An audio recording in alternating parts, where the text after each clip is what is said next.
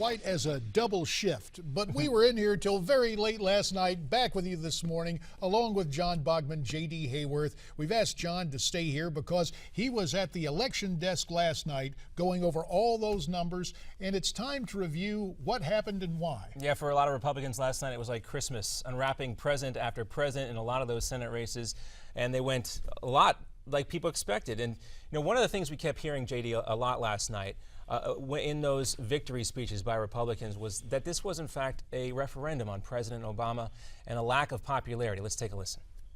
We were one of the first states to send a message to President Obama tonight that his policies were on the ballot today. Well, I think it's a call to President Obama that he's going to have to start working with Republicans to get things done. I think Georgians made it loud and clear tonight that we want to stop the failed policies of this administration and Harry Reid. This race is not about who the president is, who the president was, or who the president will be, or which party controls Congress. This race is about the future of Louisiana.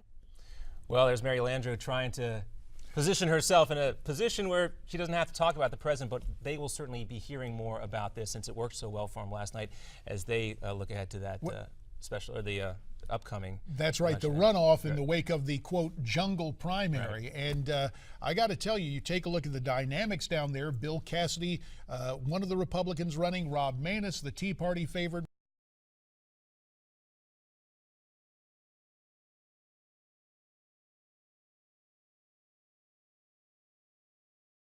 Try to get together and go for the victory in next month's runoff. And another somewhat of a surprise based on what the polling and the modeling was showing was that race in North Carolina. A huge pickup for the Republicans there. Democrat Kay Hagan losing to the state representative Tom Tillis there. Let's take a listen to what he had to say during his victory speech. This victory is not my victory. This victory is our victory. If you take a look at all the negative ads against me and against any Senate candidate, more negative ads against any Senate candidate in the country, $111 million. We didn't bend, we won.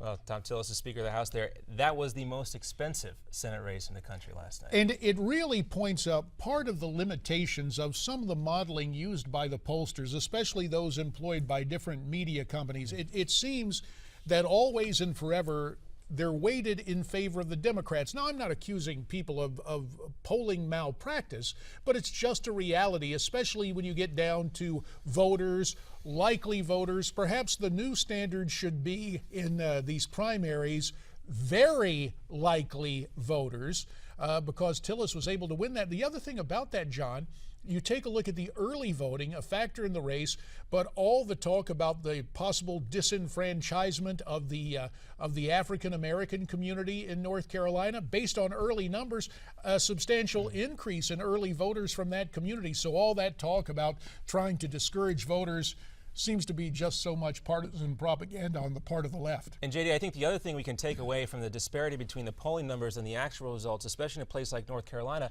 is despite the Democrats bragging about their so-called ground game, they did not get their base voters out to vote in these elections. It's one thing to get a phone call when somebody asks you who you're going to vote for and you say Democrat. It's another thing not to get off your tush and go down there to the polling place and vote. And it did not seem like Democrats were motivated last night to get to the polls because the polls ahead of the race certainly showed more favoritism towards Democrats. The results, not so much. The other thing interesting, and let's go back to polls for a second, in North Carolina's neighboring state to the north, Virginia. Yes. Huge surprise there, and we heard from Democrat consultant Joe Lestingy last night that there's going to be a lot of talk for the Democrat Senatorial Campaign Committee. How could they have missed Ed Gillespie, the Republican? That thing still hasn't been decided, and Virginia has some somewhat arcane runoff rules, or recount rules we'll have to look at.